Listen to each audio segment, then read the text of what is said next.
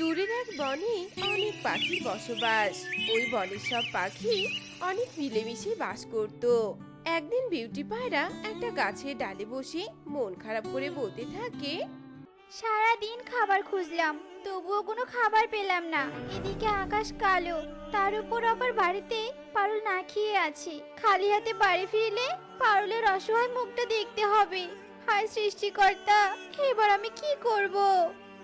এসব ভাবতেই বিউটি পায়রার চোখ দিয়ে দুফোঁটা পানি গড়িয়ে পড়ে। ঠিক তখনই ওখানে টুনি আসে কিছুটা শস্যদানা নিয়ে। টুনি বিউটিকে দেখে তার পাশে বসে আর বলতে থাকে, কি ব্যাপার দিদি, এই আবহাওয়ায় তুমি এখানে বসে কাঁদছো কেন? কি হয়েছে? বাড়িতে যাবে না? আমার বাড়িতে যেতে ইচ্ছেই করছে না। বাড়িতে গেলেই পারুল আমার কাছে খাবার চাইবে, আর আমার কাছে তো কোনো খাবারই নেই। অনেক খোঁজার পরও কোনো খাবার পাইনি। কি করব আমি, তুই বল। ও, এই ব্যাপার। আরে দিদি শান্ত হও, আমি আজ অনেক খাবার পেয়েছি জানো।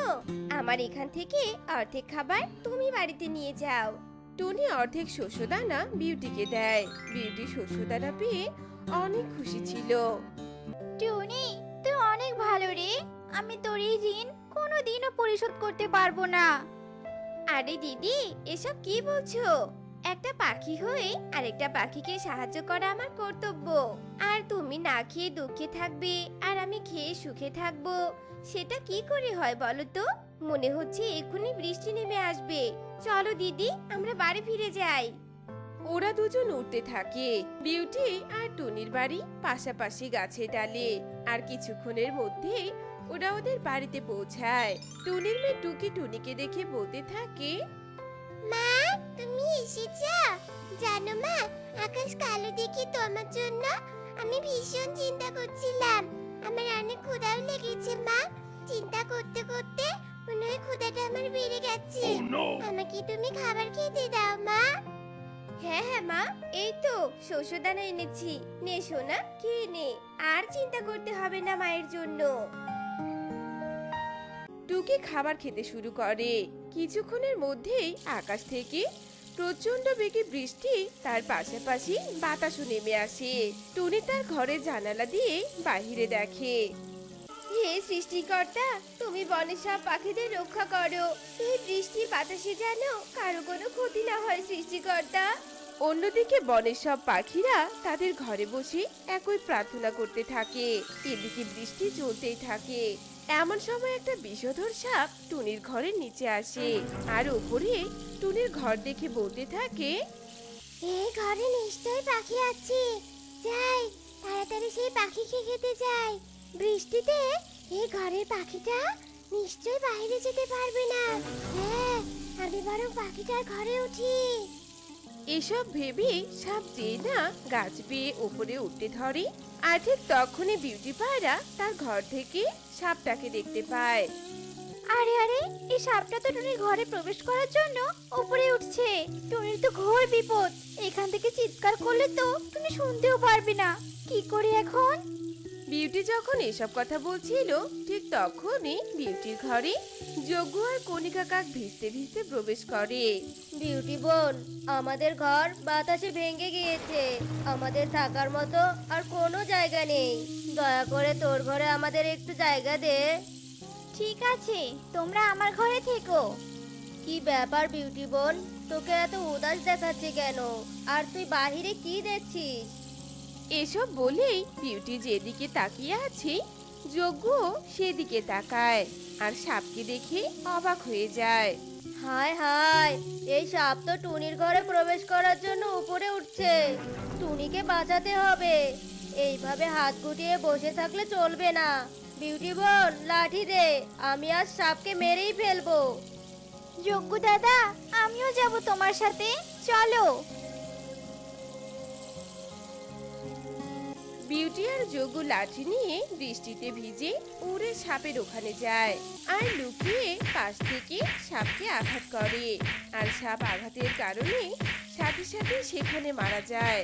আর টুনি চিৎকার চেঁচামেচির আওয়াজ শুনে বাহিরে আসে। কি ব্যাপার যজ্ঞ দাদা, বিউটি দিদি, তোমরা এভাবে এখানে দাঁড়িয়ে বৃষ্টিতে ভিজছো কেন? আর তোমাদের হাতে লাঠি বা কেন? বিউটি আর যজ্ঞ মৃত সাপকে দেখিয়ে টুনিকে সবটা খুলে বলে।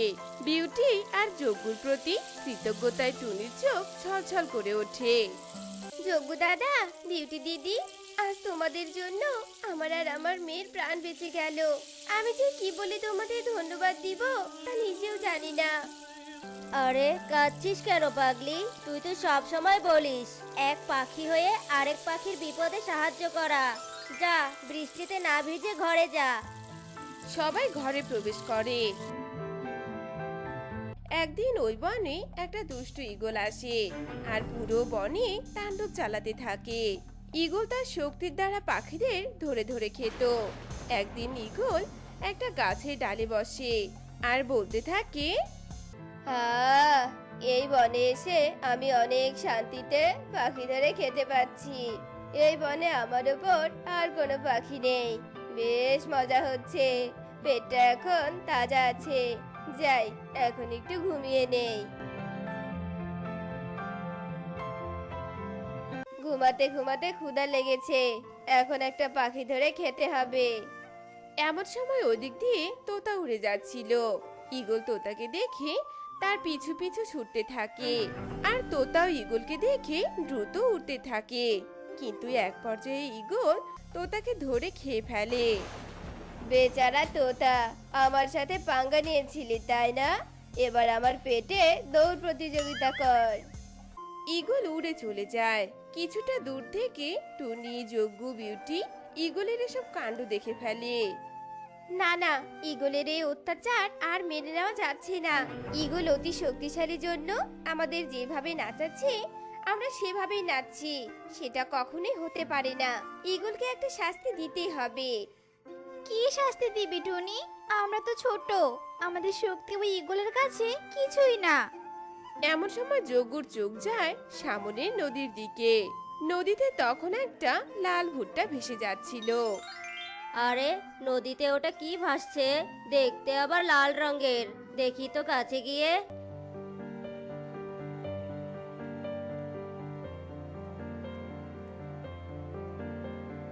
আরে আরে, এটা তো লাল ভুট্টা।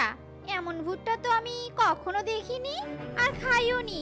যজ্ঞ দাদা, দাও তো একটা ভুট্টা, খেয়ে দেখি কেমন লাগে। ভুট্টাটা যজ্ঞ বিউটির হাতে দেয় আর বিউটি যেই না ভুট্টাটা খেতে ধরে। এই ভুট্টা খেও না দিদি, এই ভুট্টা দিয়ে ওই ঈগলকে শাস্তি দেওয়ার একটা উপায় পেয়েছি আমি। কি উপায় পেয়েছিস বল তো টুনি? এরপর টুনি তার বুদ্ধির কথা ওদের সবাইকে খুলে বলে। এই লাল ভুট্টায় বিষ মেশাতে হবে। চলো চলো, আমরা বাড়িতে যাই।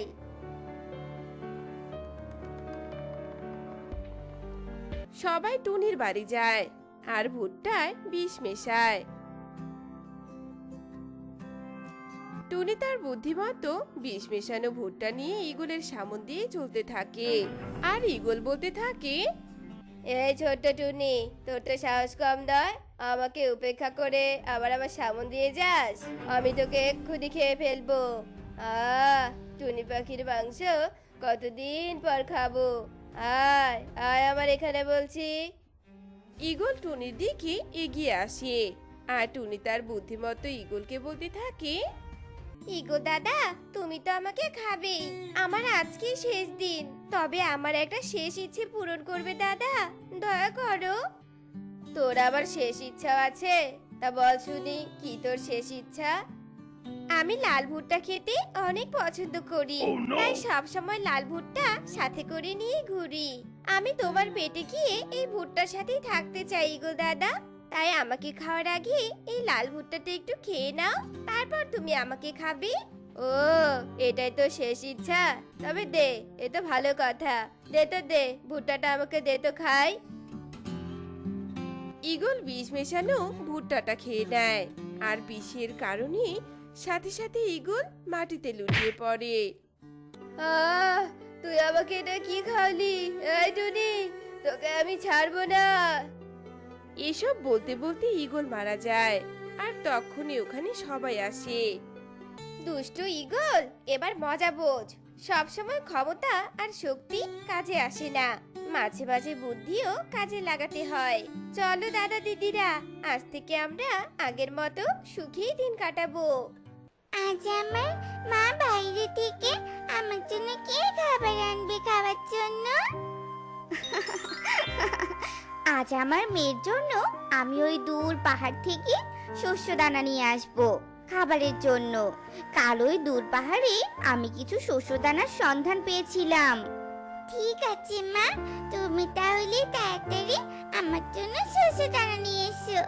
আমি তোমার ফিরে আসার জন্য অপেক্ষা করব বাসাতে বসে বসে। এখন তাহলে আমি যাই মা, তুই কিন্তু চুপটি করে বাসাতেই বসে থাকবি, একদম কোথাও যাবি না, ঠিক আছে? এ কথা বলে টুনি তার মেয়ে টিংটিংকে বাসার মধ্যে রেখে দ্রুত উড়ে দূরের পাহাড়ের উদ্দেশ্যে চলে যায়।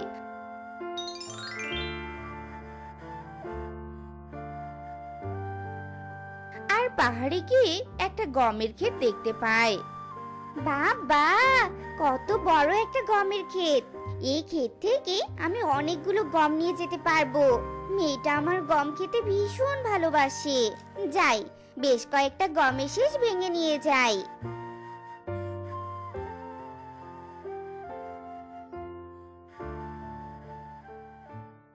কে গো পাখি, তুমি আমার বাসার সামনে দিয়ে উড়ে যাচ্ছ? একটু এদিকে এসো না, এই বৃদ্ধাকে একটু সাহায্য করো।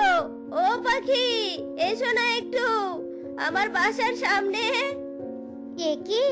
ওই যে বাসাটা দেখতে পাচ্ছি, ওই বাসায় বৃদ্ধা পাখি মনে হচ্ছে আমায় ডাকছে। যাই তো একটু দেখি তার কোনো সাহায্য প্রয়োজন কিনা। এ কথা বলে টুনি উড়তে উড়তে মিনুর বাসার দিকে ছুটে আসে। আর মিনু টুনিকে দেখে বলে, মারে, তুই কি আমাকে কিছু একটা খেতে দিতে পারবি? গত 3 দিন থেকে কিছুই খাই না। বৃদ্ধা পাখি আমি, চোখে দেখিও না ভালো মতো, তাই বাইরে গিয়ে শস্য দানাও সংগ্রহ করতে পারি না। দিবি মা আমাকে কিছু খেতে? দে না মা, যা আছে তোর কাছে। আহারে, খাবারের জন্য বুঝি তুমি খুব কষ্ট পাচ্ছো? তুমি চিন্তা করো না বুড়িমা, আমি আমার মেয়ের জন্য কিছু গমের দানা নিয়ে যাচ্ছি। এখান থেকে তোমাকেও কিছু খেতে দিব। এই নাও, কিছু গমের দানা খাও। এ কথা বলে টুনি পাহাড় থেকে সংগ্রহ করে আনা গমের দানা থেকে কিছু গম বৃদ্ধা মিনু টুনটুনিকে দিয়ে দেয়। টুনির কাছ থেকে খাবারের জন্য গম পেয়ে মিনু টুনটুনি ভীষণ খুশি হয়। সৃষ্টিকর্তা তোর মঙ্গল করুক মা, তোকে সকল বিপদ থেকে রক্ষা করুক। তুই অনেক ভালো মেয়ে। কত পাখি আমার বাসার সামনে দিয়ে এলো গেল, কত খাবার চেয়েছিলাম তাদের কাছে, কেউ আমাকে খাবার দেয়নি। তুই একমাত্র আমাকে সাহায্য করলি। মিনু টুনটুনির এমন আশীর্বাদ নিয়ে টুনি আবারও তার বাসার দিকে রওনা দেয়। টুনি যখন একটা নদীর উপর দিয়ে উঠছিল, ঠিক তখনই অসাবধানতা বশত টুনির পা থেকে গমের শীষগুলো নদীর জলে পড়ে যায়। আর তখনই শীষগুলো জলের মধ্যে ডুবে যায়। হায় হায় রে, এ আমার কি হলো? এত কষ্ট করে গমের শীষগুলো নিয়ে এলাম, তাও নদীতে পড়ে গেল। এবার আমি কি দিয়ে বাড়িতে ফিরবো? আমার মেয়েটার মুখে কি দানা তুলে দিব আমি? মেয়েটা যে না খেয়ে আমার পথে বসে আছে। নদী, ও নদী, তুমি আমার গমের দানাগুলো ফেরত দাও না গো। হায় হায় রে। এ কথা বলতে বলতে হঠাৎ করে নদী থেকে একটা পুঁটলি ভেসে ওঠে। আর সেই পুঁটলি দেখে টুনি অবাক হয়ে যায়। আরে আরে, এ কি? এটা আবার কিসের পুঁটলি? দেখি তো পুঁটলিটা খুলি, কি আছে এর ভিতরে? নদীর জলের ভিতর থেকে কিসের পুঁটলি ভেসে উঠলো?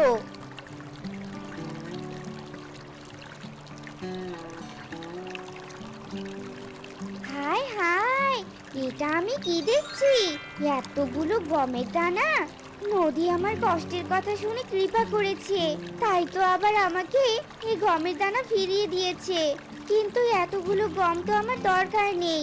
আমার যতটুকু গম দরকার ততটুকু নিয়ে বাকি গমগুলো আমি নদীতে ঢেলে দেই।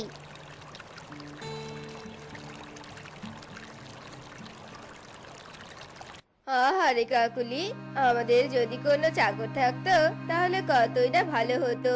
আমরা বাড়িতে বসে থাকতাম আর আমাদের খাবার বাড়িতে দিয়ে যেত। আহা, কতই না সুখে থাকতাম। যজ্ঞ, তাড়াতাড়ি আমার কাছে এসো। আমি জানালা দিয়ে এক অবাক করা কাণ্ড দেখতে পেয়েছি। কই কই যজ্ঞ, এসো না, এসো জানালার কাছে। হায় হায়, আমাদের বাড়ির পাশে নদীর এত ক্ষমতা, আগে তো জানতাম না আমি। কি হয়েছে কাকুলি, কি দেখতে পেয়েছো তুমি? কই কই, নদীতে তো কিছু নেই। শোনো শোনো, আমি দেখতে পেলাম যে আমাদের পাশের বনে টুনি আছে না, ওই টুনির গম এই নদীতে পড়ে গিয়েছিল। টুনি নদীর সামনে একটু কান্নাকাটি করতে নদীতে পড়া গম দ্বিগুণ হয়ে উপরে উঠেছে গো।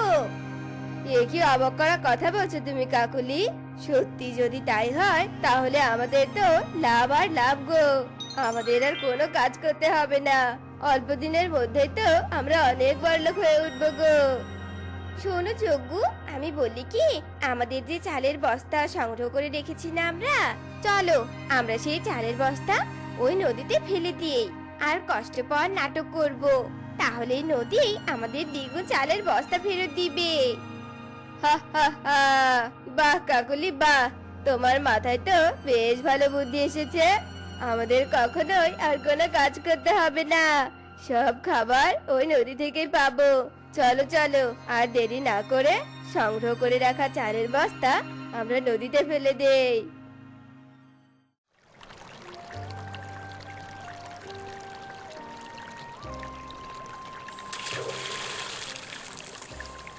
হায় হায় যজ্ঞ, আমরা তো লুটপাট হয়ে গেলাম, বরবাদ হয়ে গেলাম গো। পুরো চালের বস্তা নদীতে পড়ে গেল। এবার পুরো বাসছে আমাদের না খেয়ে থাকতে হবে। ও গো, আমাদের এ কি সর্বনাশ হলো গো। নদী, ও নদী, তুমি এতটা নিষ্ঠুর হও না গো। আমরা যে বড্ড অসহায় গরিব পাখি, এই চালের বস্তা আমাদের ফেরত দাও। তুমি চালের বস্তা তোমার অতল জলে ডুবিয়ে দিও না, আমাদের উপর দয়া করো। হায় হায় রে, সব যে শেষ হয়ে গেল। যজ্ঞ কাকার কাকুলি যখন এমন মিথ্যে কথা বলে অভিনয় করে কাঁদছিল, ঠিক তখনই নদীর জল থেকে দুটো চালের বস্তা ভেসে ওঠে। আর তা দেখে যজ্ঞ কাকার কাকুলি ভীষণ খুশি হয় আর বস্তা দুটো নদীর পাড়ে তুলে আনে। ওরে কাকুলি রে কাকুলি, আমাদের কাজ না করে সুখে থাকার দিন বুঝি চলে এলো। দেখো দেখো, নদীটা আমাদের মিথ্যে অভিনয় কিছুতেই ধরতে পারেনি। শোনো শোনো যজ্ঞ, শুধু এই চালের বস্তা দ্বিগুণ করে আমার মন ভরছে না গো। তুমি এক্ষুনি বাসায় ফিরে যাও আর আমার যে সোনার গহনার বাক্সটা আছে না, ওই বাক্সটা নিয়ে এসো। আমি আমার গহনাও দ্বিগুণ করব, আমি অনেক সোনার মালিক হয়ে যাব।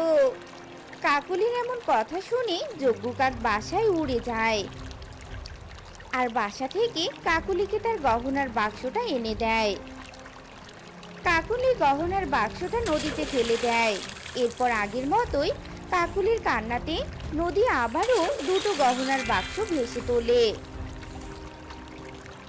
কাকুলি কাকার যজ্ঞ গহনার বাক্স তাড়াতাড়ি তুলে নিয়ে হাসতে হাসতে নদীকে উপহাস করে বলতে থাকে, এই বোবা নদী কি মূর্খ আর যে বোকা না, আমাদের অভিনয় কিছুতেই ধরতে পারলো না। যজ্ঞ, ও যজ্ঞ, আমরা তো বড়লোক হয়ে গেলাম গো। চলো চলো, এই চাল আর গহনা নিয়ে বাসায় ফিরে যাই আর আরামে দিন কাটাতে থাকি। কাকুলি আর যজ্ঞ কাক চাল আর গহনা বাড়িতে নিয়ে আসে। আর তারা বাড়িতে এসে চালের বস্তা খুলে দেখে সেই বস্তার মধ্যে শুকনো পাতা, আর সোনার গহনার বাক্স খুলে দেখে সেখানে পাথর ভরা। এ কি যজ্ঞ, এ আমাদের কি হলো গো? চালের জায়গায় শুকনো পাতা আর গহনার বাক্সে পাথর কেন? হায় হায় রে, ধোকা! ওই নদী আমাদের ধোকা দিয়েছে গো। সব শেষ হয়ে গেছে, সব শেষ হয়ে গেছে। কাকুলি, তুমি মানো আর নাই মানো, আমরা ওই উপকারীর কাছ থেকে উপকার পাওয়া সত্ত্বেও তাকে অনেক উপহাস করেছি। তার শাস্তি আমরা এটা পেয়েছি গো। কেন যে লোভ করতে গেলাম, হায় হায় রে। তুমি ঠিকই বলেছো যজ্ঞ, আমাদের এমন লোভ করা একদম ঠিক হয়নি। নদী আমাদের লোভে শাস্তি দিয়েছে, এখন আমাদের চালও হারালাম, আর তার সাথে আমার গহনাও হারালাম। এ কথা বলে কাকুলি আর যজ্ঞ কাক তাদের লোভের জন্য কপাল চাপকাতে থাকে। এদিকে টুনি যেটুকু গমের দানা বাড়িতে নিয়ে গিয়েছিল সেই গমের দানা তার মেয়ে টিংটিংকে নিয়ে খুশি মনে খেতে থাকে। আর তারা সুখী শান্তিতে দিন কাটাতে থাকে। টুনি, ও টুনি, কলসি নিয়ে কোথায় যাচ্ছিস? আমার পাশের কালো জাম গাছে তোর বাসা হয়েও দেখছি আজকাল তোর দেখাই পাওয়া যায় না। কোথায় থাকিস রে টুনি তুই? আমার বাড়িতে আর আগের মতো গল্পও করতে আসিস না। আরে কাকুলি, আর বলিস না রে, ঘরের কাজ করতে করতে কখন যে বেলা চলে যায় তখন বুঝতেই পারি না। এই তো এই নদীর ঘাটে আমি জল নিতে যাচ্ছি রে।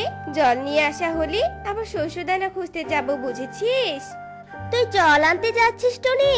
তা ভালোই হলো। শোন, একটা কাজ করি, আমারও তো ঘরে জল নেই, তুই আমার জন্য জল নিয়ে আয়। আমি শস্য দানা খুঁজতে যাচ্ছি, আমি না হয় তোর জন্য শস্য দানা নিয়ে আসবো। তা বেশ ভালোই হবে। ঠিক আছে, আমি তোর জন্য জল নিয়ে আসবো, তুই আমার জন্য শস্যদানা আনিস কিন্তু। এই কথা বলে টুনি কাকুলি দুজন দুদিকে চলে যায়। এদিকে টুনি আর কাকুলির এমন কথা পাশের গাছে বসে থাকা মিষ্টি টিয়ে শুনতে পায়। মিষ্টি টিয়ে বলে ওঠে, মরে যাই, কাকুলি আর টুনির এমন মিল দেখে গাটা আমার হিংসে জ্বলে যাচ্ছে। কই, এই বনে তো আমার সাথে কারো মিল নেই, তাই আমি অন্য কারো মিলও সহ্য করতে পারি না।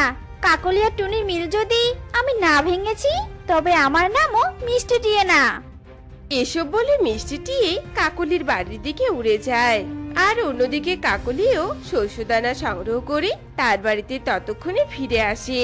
মিষ্টি টিয়ে কাকলির বাড়িতে এসে কাকলিকে বলে, কতদিন তোকে দেখি না কাকুলি, তাই তো তোকে দেখতে এলাম। তার তোর বাড়িতে এসে তো হতাশ হয়ে গেছি। এমন লেবু গাছের উপর বাড়ি বানিয়েছিস কেন? তোর বাড়িটা তো কেমন নড়বড়ে। আর লেবু গাছে বাড়ি বানিয়ে কি লাভ শুনি? এই লেবু গাছে যে লেবু ধরে তা তো খেতে টক। না পারবি বাজারে বিক্রি করতে, না পারবি কিছু করতে। কি আর করব মিষ্টি টিয়ে বল? বনের সব পাখি তো তাদের ইচ্ছে মতো গাছ বাছাই করে নিয়েছে, অবশিষ্ট আমার জন্য এই লেবু গাছই পড়েছিল, তাই লেবু গাছেই আমি বাসা বেঁধেছি। কেন কেন? তোর তো টুনির সাথে অনেক ভাব। ওই দেখ জানালা দিয়ে টুনি কত বড় কালো জাম গাছে বাসা বেঁধেছে।